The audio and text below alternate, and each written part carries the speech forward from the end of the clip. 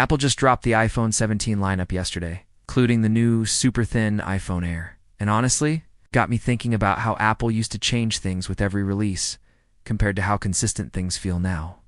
Let me walk you through it like a regular iPhone user would. If you go back more than a decade, every iPhone generation felt like a big deal. Remember the iPhone 4?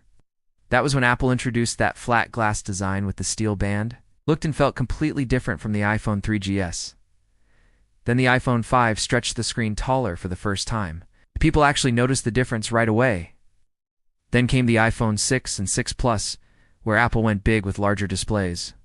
That shift from the small 4-inch screen to 4.7 and 5.5 inches was massive. It changed how people used their phones. Apps looked different, videos looked better, and it felt like Apple was giving users something dramatically new. Now, skip to the iPhone X in 2017. That one basically redefined the iPhone. No home button. Face ID for the first time. An edge-to-edge OLED display. That was Apple saying, this is the future. It felt exciting, almost futuristic. If you upgraded to the iPhone X, you felt like you were holding the future in your hand. But let's be real, after the X, the changes slowed down. The iPhone XS, the iPhone 11, even the 12, they all had upgrades. But most of them were performance boosts, camera tweaks, and design refinements.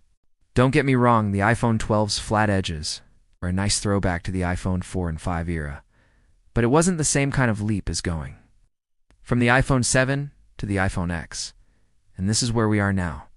From the iPhone 13 onward, Apple has gotten very consistent. Yes, the cameras get sharper, as the processors get faster, the screens get brighter, and the batteries last longer.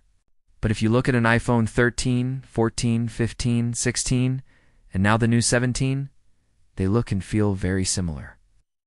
Unless you're a tech geek, most people wouldn't even notice the difference in a quick glance. Now with the iPhone 17, the story continues. The regular 17 looks like the last one, with a slightly better camera system and the new A19 chip. The Pro and Pro Max models add a few Pro features. It's like better telephoto zoom and vapor chamber cooling, but again, it's refinement, not reinvention. The only real standout is the iPhone 17 Air. At just 5.6 millimeters thick, it's the slimmest iPhone ever. That feels like a throwback to Apple's old way of surprising people with design. It's cool, no doubt. But apart from the thinness, it's basically an iPhone 17 in a lighter, slimmer frame. So what's different now compared to before? Before, Apple gave you groundbreaking shifts every few years. Now, Apple gives you polish, consistency, and reliability. For some people, that's perfect. They don't want a phone that looks radically different every year. They want stability, and Apple delivers that.